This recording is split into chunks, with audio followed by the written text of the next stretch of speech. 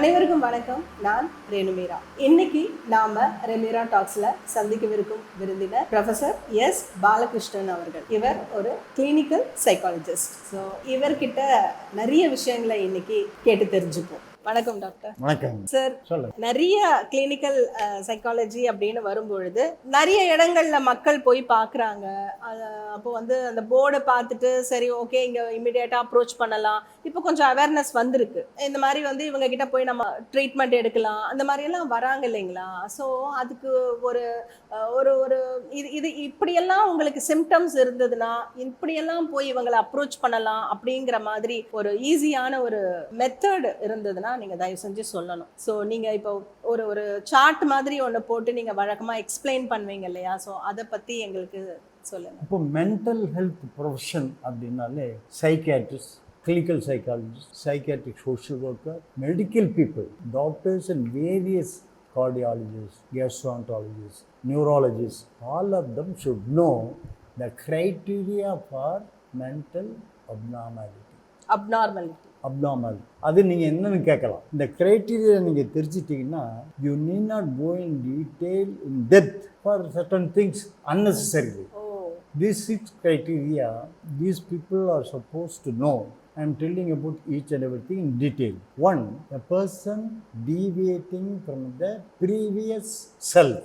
Previous என்ன personality இருந்ததோ அது மாறுபட்ட நிலை, நல்லதுக்கல்ல கெட்டதுக்கு. சரியா தூங்குறது இல்லை, சரியா சாப்பிட்றது இல்லை, சரியா வேலைக்கு போகிறது இல்லை, இரிட்டேட் ஆகிடுறாரு, ஏதோ யோசனை பண்ணிட்டு இருக்காரு, யாரோ பேசுகிற மாதிரி இருக்குன்னு கேட்குறாரு, எதுலேயுமே ஒரு இன்ட்ரெஸ்ட் இல்லாமல் இருக்காரு, சரியா சாப்பிட மாட்டேங்கிறாரு. இந்த மாதிரி இருக்கும்போது இது ஒரு நாள் இருந்தால் பரவாயில்ல, இது பல நாட்களானா ஒரு 2-3 வருடங்களாக இருந்துன்னு வச்சுங்க.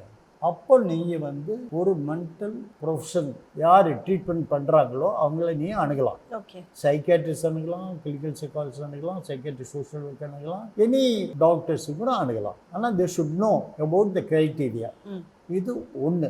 Deviation from the previous personality நாம் ஒன்று. அவர் எப்படி இருக்காரு, அதனால பேரண்ட்ஸ் ஷுட் நோ நாம் இங்கே போனால் அது ட்ரீட்மெண்ட் எடுத்துக்கலாம் அப்படின்னு தெரியும். அவர் 40 வயசு இருக்கலாம், 50 வயசு இருக்கலாம், 35 வயசு இருக்கலாம், 60 வயசு இருக்கலாம். டிபெண்டிங் அப்பான் தட் அது என்ன வியாதிக்கு கொண்டு போகுதுன்னு டாக்டருக்கு தெரியும். ஆக்சுவலாக ஒன்று. ரெண்டாவது deviation from the familial norms. அதாவது குடும்பத்தில் எல்லாரும் ஒரு மாதிரி இருக்காங்க. காலையில எல்லாம் 6 மணிக்கு எழுந்திருக்கிறாங்க, பல் விளக்குறாங்க, குளிக்கிறாங்க, வேலைக்கு போகிறாங்க, இல்லை படிக்கிறாங்க, எல்லாம் செய்கிறாங்க. ஆனால் இந்த ஒரு இண்டிவிஜுவல் மட்டும் டீவியேஷன் ஃப்ரம் த ஃபேமிலி எல்லாரும் ஒன்றா சாப்பிட்டுருந்தாங்கன்னா இவர் மட்டும் தனியாக சாப்பிடுவார். எல்லாரும் 8 மணிக்கு சாப்பிட்றாங்கன்னா இவர் வந்து அவருக்கு எப்போ நேரம் கிடைக்குதோ 9 மணிக்கு சாப்பிடுவார், இல்லைன்னா 7:30 வந்து கேட்பாரு. அந்த மாதிரி நேரத்துக்கு நேரம் வர மாட்டார். எங்கேயாவது போயிட்டு எல்லாரும் வீட்டுக்கு 6 மணிக்கு வந்தால் இவர் வந்து ஒரு 8 மணிக்கு வருவார். இது பர்சனாலிட்டியில் இந்த சம் சேஞ்சஸ். ஃபேமிலிக்கு இப்போ வந்து காலையில் எழுந்திரிச்சு சாதாரண ஹிந்து, கிறிஸ்டியன், முஸ்லீம் எல்லாருமே என்ன பண்ணுவாங்க, காலையில் எழுந்திரிச்சு குளிச்சுட்டு தொழுகை சாமி கும்பிடுறது, அதுக்கப்புறம் தன்னோட வேலையை கவனிக்கிறது, அந்த மாதிரி தான் இருப்பாங்க. சாப்பிட்றது, அப்புறம் வேலைக்கு போகிறது, படிக்கிறது, அந்த மாதிரி செய்வாங்க. ஆனால் இவங்க வந்து ஒரு நிலையான இது, ஒரு கொள்கையோ ஒரு பர்சனாலிட்டி பேட்டர்ன் கிடையாது. அது வந்து ஃபியூ டேஸ் மட்டும் கிடையாது, பல நாட்களாக இருக்கும்போது இவரோட பர்சனாலிட்டிக்கும் ஃபேமிலிக்கும் ஒத்து வராமல் போகும். பேரண்ட்ஸுக்கும் இவருக்கும் ஒரு ஒத்து வராத நிலையில் இருப்பாங்க. அப்போ அவர் வந்து ட்ரீட்மெண்ட்டுக்கு கூட்டிகிட்டு போகிறது அவசியம். ரெண்டாவது. மூணாவது டீவியேஷன் ஃப்ரம் த டெவலப்மெண்டல் நார்ம்ஸ்னால் ப்ரீவியஸ்லி அதாவது ஐக்யூ குறைக்கலாக இருக்குது, இன்டெலிஜென்ஸ் வந்து குறைவாக இருக்குது, படிப்பு சரியாக படிக்கிறது இல்லை. அந்த மாதிரி தான் ஒரு 20-30 வருஷத்துக்கு முன்னால் இருந்தது. அதாவது டல்லாக இருந்தான்னா மென்டலி ரிட்டார்டட், டாக்டரும் அப்படி தான் நினைப்பாங்க, அறிவு மந்தமாக இருக்கு, அப்படி தான் இருப்பான் அப்படின்னு அவனை வந்து ஏதாவது ஸ்கூலில் சேர்த்துங்க, இல்லைன்னா அவனு சொல்லிக் கொடுங்க அப்படின்னு சொல்லிட்டு வாங்க. இப்போ அப்படி கிடையாது. சில்ட்ரன் வந்து 3 வயசுலேருந்தே ப்ராப்ளம் ஆரம்பிக்காது. 3 வயசுலேருந்தே செல்ஃபோன் கொடுத்துட்றாங்க. செல்ஃபோன் இல்லைன்னா இந்த குழந்தை அழுகுது. அது இருந்தால் தான் அது வந்து பேசாமல் இருக்குது. பேரண்ட்ஸ் என்ன பண்ணுறாங்க, முந்தி ஃபேமிலி பிளானிங் இருந்தது, நிறைய குழந்தைங்க இருந்தாங்க. இப்போது ஒரு குழந்தை தான் இருக்கும்.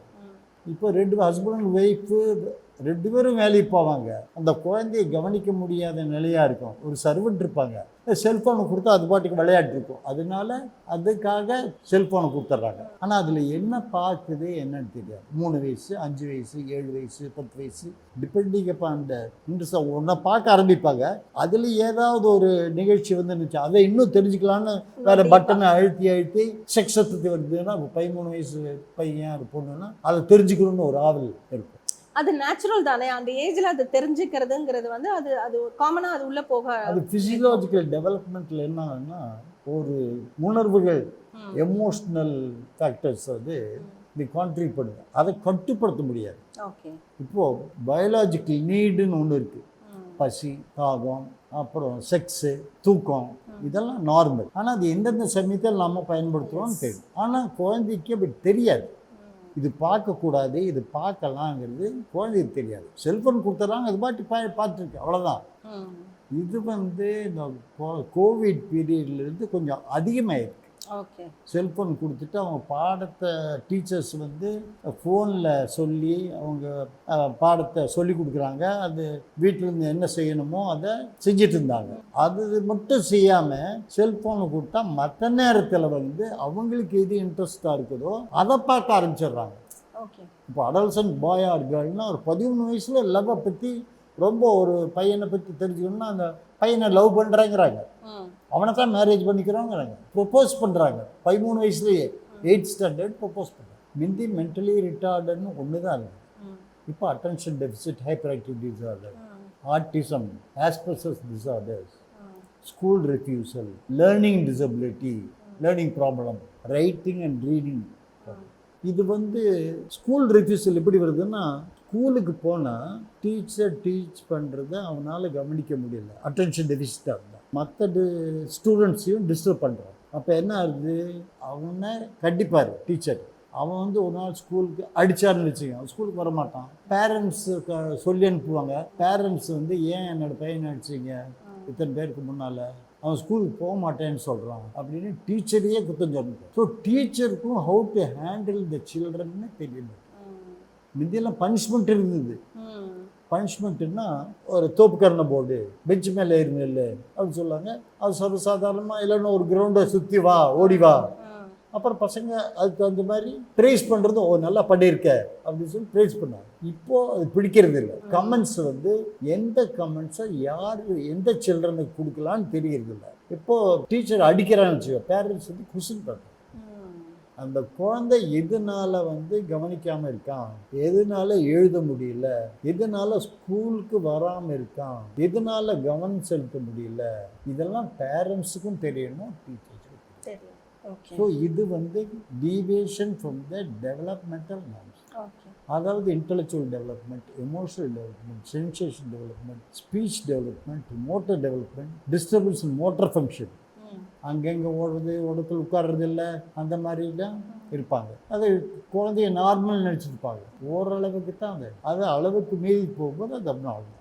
அப்போ கண்டிப்பாக அவனுக்கு வந்து ஒரு ட்ரீட்மெண்ட் அவசியம். அப்போ யார்கிட்ட போகணும், பீடியாட்ரிஷியனோ இல்லை சைக்காலஜிஸ்ட்டோ சைக்காட்ரிஸ்ட்டோ போய் பார்க்கணும். அடுத்தது வந்து deviation from the societal norms.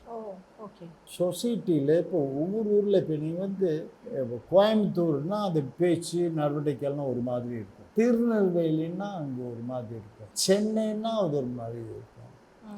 ஒரு இடத்த இப்போ நார்த்துக்கு போனாங்கன்னா அதை பழக்கப்படுத்தணும். இது வந்து சோஷியல் கன்ஃபார்மிட்டி. மற்றவங்க எப்படி பண்ணுறாங்களோ அதை மாதிரி இவரும் பழகிக்கணும். அதுலேருந்து டீவியேட் ஆகி போடுறான்னு வச்சுக்கோங்க. எல்லாரும் ஹோட்டலுக்கு போடுறாங்க, எப்படி சாப்பிட்றாங்களோ மற்றவங்க அதே மாதிரி இவர் சாப்பிட்ற விதம் இருக்குது. ஸ்பூனில் சாப்பிட தெரிஞ்சால் கையிலேயே அது சாப்பிடணும். சில பேருக்கு தெரியாது. சில ஹோட்டலுக்கு போடுறாங்க, இல்லை மெஸ்ஸுன்னு இருக்கும். அந்த மெஸ்ஸுக்கு போது அங்கே ரெஸ்ட்ரிக்ஷன்ஸ் எல்லாம் சிலது இருக்கும். அங்கே எப்படி சொல்கிறாங்களோ நிறைய இப்போ ஒரு 20 years 30 years முன்னாடி நிறைய மெஸ்ஸஸ் இருக்கும். ட்ரிப்ளிகேனில் அது குவைட் காமன். அதாவது அன்மேரிட் பீப்புள், பேச்சுலர்ஸ் வந்து வில்லேஜிலேருந்து வந்து இங்கே படிக்கிறதுக்கோ இல்லை வேலை செய்யறதுக்கோ தங்குவாங்க. சாப்பிட்றதுக்காக நிறைய மெஸ்ஸுக்கு போவாங்க. ஹோட்டலில் போனால் காஸ்ட்லி. மெஸ்ஸில் ஒவ்வொரு மெஸ்ஸுலேயும் டிஃப்ரெண்ட் டைப் ஆஃப் நார்ம்ஸ் இருக்கும். இப்படி தான் சாப்பிடணும், போடுற சாப்பாட்டை மீதி வைக்கக்கூடாது, ஓகே. பிடிக்கலைன்னா முதல்ல சொல்லணும், சாப்பாடை வேஸ்ட் பண்ணக்கூடாது. அந்த மாதிரிலாம் சில கிரைட்டீரியா. அதாவது நீங்க காசு கொடுத்து சாப்பிட்டா கூட அது மீறி வைக்க கூடாதுன்றது ஆமா. அவங்களோட. மீதி வைக்கக்கூடாது. அது எப்படி சாப்பிடணுமோ ஓகே. அந்த பழக்கம் அங்கே அந்த குரூப்புக்கு, அந்த மெஸ்ஸுக்கு, அந்த மெஸ் ஓனர் என்ன சொல்கிறாரோ ஓகே. அதை பிரகாரம் நடக்கணும். இப்போ அப்படி இல்லை. எல்லாம் ஹோட்டலில் போகிறாங்க, காசு கொடுக்குறாங்க, சாப்பிட்றாங்க, மீதி வச்சுட்டு போகிறாங்க. அதை பற்றி இல்லை. இப்போ கல்யாணங்களுக்கு அதில் நிறைய வேஸ்ட்டாக போகுது. இந்த மாதிரிலாம் அப்போது அந்த சொசைட்டியோட கன்ஃபார்ம் பண்ண முடியலன்னு வச்சுங்க, அது வந்து ஒரு அட்ஜஸ்ட்மெண்ட் பேட்டர்ன்னு வருது. அவனால் அந்த அட்ஜஸ்ட்மெண்ட் பண்ண முடியல. அந்த 4 பேரோட ஒத்தி வாழ முடியல. அந்த அந்த ஹோட்டலில் சாப்பிட முடியல, வேற ஹோட்டல் போகிறான், அங்கேயும் ஒரு மாதிரி இருக்காங்க. அப்படி போயிட்டே இருக்கான். அவனுக்கு ஒத்துக்கிறது இல்லை. So here some problems with difficulty in adjustment with people in different areas. அது சொசைட்டல் சோஷியல் கன்ஃபார்மிட்டி. ஓகே. அடுத்தது வந்து கல்ச்சரல் நார்ம்ஸ். இப்போ வந்து நிறைய பேர் வந்து நான் இங்கே முடிச்சுட்டு அப்ராட் போக போகிறேன், அமெரிக்கா போக போகிறேன், யூகே போக போகிறேன் சொல்கிறாங்க. ஆனால் போயிட்டு சில பேர் வந்து 1 மாதத்துலேயே திரும்பி வர்றாங்க. ஏன்னா இங்கேயே அட்ஜஸ்ட் பண்ண முடியாமல் அங்கே போயிட்டு சாப்பாடு சரியில்லை, வேறு மற்றவங்களோட பழக முடியல. இப்போ ஆல்கஹால், இப்போது அங்கே வந்து சில்ட்ரன் அடல்ட் பழகிற விதமெல்லாம் பிடிக்கலன்னு வச்சுங்க. அப்போது பழகிறது அங்கே எப்படி இருக்குதோ when you are in Rome, do as Romans do, அப்படி பண்ண தெரியல. ஸோ அவர் திரும்பி வந்துட்டார். அட்ஜஸ்ட் பண்ண முடியாமல் போயிடுது. அப்போவும் ஏன் நிறைய இடத்துல, ஒரு இடத்துல மட்டும் இல்லை, இங்கே போகிறாரு திரும்பி வந்துடுறாரு, வேற இடத்துல வேலைக்கு போகிறாரு. இது பர்சனாலிட்டி டிஸார்டரில் வரும். இது comes under personality disorder. ஆமாம். இது எங்கே போனாலும் அட்ஜஸ்ட். வேலைக்கு போனால் 4 பேர் எப்படி பண்ணுறாங்களோ சந்தேகப்படுறாரு ஒருத்தரை. மேனேஜர் வந்து அவருக்கு மட்டும் சலுகை கொடுக்குறாரு, அதாவது கொஞ்சம் ஸ்பெஷல் அட்ரஸ் கொடுக்குறாரு, நம்மளை சரியாக கவனிக்க மாட்டேங்கிறாரு, அந்த மாதிரி வேணும்னே பண்ணுறாரு, எனக்கு எதிராக ஏதோ பண்ணுறாங்க, அந்த மாதிரி பேரனாய்டு, அந்த மாதிரி பர்சனாலிட்டி டிஸார்டராக போயிட்டு அது சைக்கோசிஸ் அந்த மாதிரி போகிறதுக்கு சான்சஸ் இருக்குது. அப்பவும் நாம சைக்கியாட்ரிஸ்ட்டை அவங்கள கூட்டி போவோம். அடுத்தது வந்து ஸ்டாட்டிஸ்டிக்கல் நார்ம்ஸ். இப்போ ஸ்டாட்டிஸ்டிக்ஸ்னா அப்போ வந்து ஒரு டாக்டர்கிட்ட போகிறீங்க, உடம்பு சரியில்லை, 1 வாரத்துக்கு மாத்திரை கொடுக்குறாரு, சரியாயிட்டே இருந்தாலும் சரியாக தூக்கம் இல்லைன்னு சொல்கிறீங்க, இல்லை பசி எடுக்கிறது இல்லைன்னு சொல்கிறீங்க. அப்போ நிறைய இன்வெஸ்டிகேஷன்ஸ்க்கு எழுதி கொடுக்குறாரு. அப்போ எழுதி கொடுக்கும்போது என்ன ஆகுதுன்னா, சார் உங்களுக்கு சுகர் கொஞ்சம் அதிகமாக இருக்குது, அது கொஞ்சம் ட்ரீட்மெண்ட் எடுக்கணும், பிளட் கவுண்ட் கொஞ்சம் கம்மியாக இருக்குது, அது கம்மி, அப்புறம் ஃபேட்டு கொஞ்சம் அதிகமாக இருக்குது, அதுக்கெல்லாம் நீ கொஞ்சம் சாப்பாடை வந்து என்னென்ன சாப்பிடணும் அது செய்யணும், இதெல்லாம் பண்ணால் தான் கொஞ்சம் நல்லாயிருக்கும் அப்படின்னு சொல்கிறாரு. அது இன்வெஸ்டிகேஷனில் மூலமாக தெரிய வருது. முதல்ல பார்க்கும்போது ஃபீவர் சரி பண்ணிடுறாரு, ஆனால் மற்ற ப்ராப்ளம், தூக்கம் வர்றதில்ல, சரியாக சாப்பிட முடியறதில்ல, எதுலேயும் இன்ட்ரெஸ்ட் இல்லாமல் இருக்காரு. இது வந்து வேற காரணத்தினால வரக்கூடிய. ஸோ அப்போ இந்த இன்வெஸ்டிகேஷன் மூலமாக இது வந்து ஃபிசிக்கலாக இன்வெஸ்டிகேஷன் போகிறீங்க, சைக்கலாஜிக்கல், பையன் சரியாக படிக்கலை, அப்போ அவனுக்கு என்ன போகிறீங்க, அவனுக்கு இன்டெலிஜென்ட் அறிவுத்திறன் குறைவாக இருக்குது, மற்றவங்க மாதிரி படிக்க முடியல, கவனம் செலுத்த முடியல, மற்றவங்களோட அட்ஜஸ்ட் பண்ண முடியல, பழக முடியல, மற்ற பசங்களோட சண்டை போடுறாங்க, இந்த மாதிரிலாம் இருக்கும்போது அதுக்கு சில சைக்கலாஜிக்கல் டெஸ்ட் எல்லாம் இன்வெஸ்டிகேஷன் இருக்கு. அதாவது குழந்தைகளிலிருந்து அடல்ட் சீனியர் சிட்டிசன் வரையும் இருக்குது. இப்போ வந்து ஒரு பேஷண்ட்டு வந்து ஸ்கிசோஃப்ரினியான்னு ஏதோ அவரை அடிக்கிறாரு, உதைக்கிறாரு, மற்றவங்களுக்கு சரியாக பேசுறது இல்லை, ஏதோ யோசனை பண்ணிட்டுருக்காரு, அதுக்கு சைக்கலாஜிக்கல் டெஸ்ட்னு இருக்குது.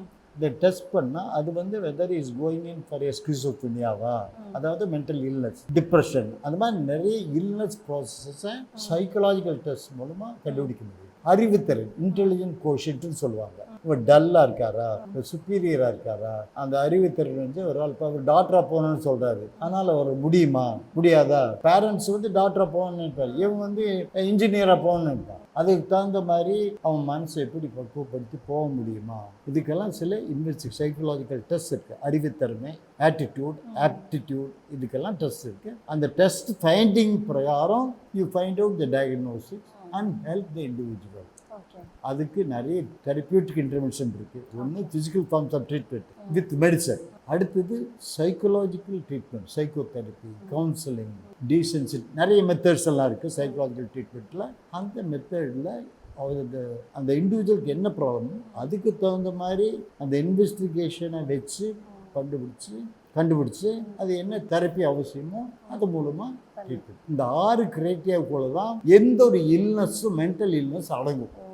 இந்த 6க்கு தவிர்த்து வேறு எதுக்குமே போக வேண்டியது. இது மெடிக்கல் பீப்புளுக்கு தெரிஞ்சிருக்கணும், சைக்காட்ரிஸ்ட்டுக்கு தெரிஞ்சிருக்கணும், சைக்காலஜிஸ்ட்டுக்கு தெரிஞ்சிருக்கணும், அது கிளினிக்கல் சைக்காலஜிஸ்டாக இருக்கலாம், சைக்காலஜிஸ்டாக இருக்கலாம், கவுன்சிலருக்கு தெரிஞ்சிருக்கணும், சோஷியல் ஒர்க்கர்ஸ் தெரிஞ்சிருக்கணும், ஸ்பீச் தெரபிஸ்ட்டு, மற்ற மெடிக்கலி அலைடு ஹெல்த் ப்ரொஃபஷன்ஸ் இருக்காங்கல்ல அவங்களுக்கு தெரிஞ்சு. அப்போ தான் அவங்க ரீஹேபிலிட்டேஷன் எங்கே அனுப்பணும் அப்படியே அவங்களுக்கு தெரிஞ்சுக்க முடியும். அப்போ தகுந்த treatment.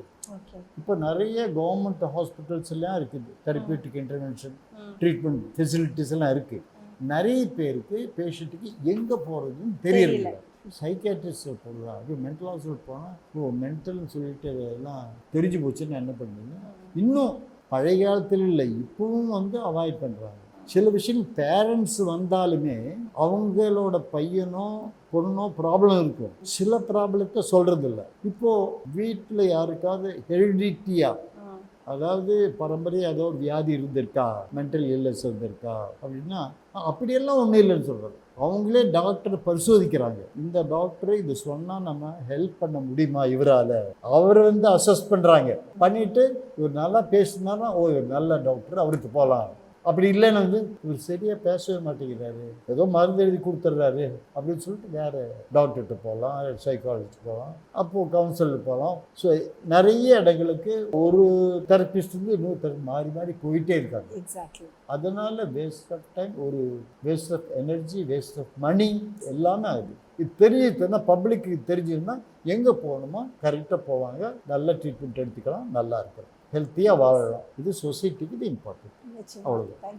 Thank you so much doctor. இவ்வளோ ஒரு பெரிய விஷயம் இது.